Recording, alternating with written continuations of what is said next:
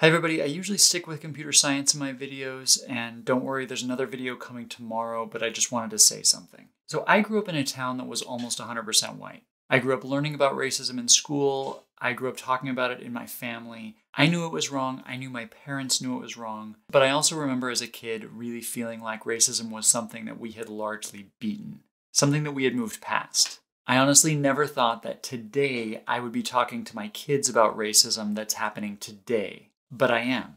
It's 2020, racism is still alive and well. It's not just something we see on the news, it's something I see in my life. And it's really sad to me that so many people are seeing this as a political issue, rather than just an empathy issue. My country was founded on a big idea, and that is that all people are created equal and entitled to life, liberty, and the pursuit of happiness. And of course, we have never gotten it right. Maybe we will never get that perfect ideal right. But it's a great idea, it's one worth fighting for, and we can do better. We can be better friends, we can be better advocates, we can vote, we can speak up. That's what I'm trying to do today. I just don't want any of you to have any doubts about where I stand on this issue.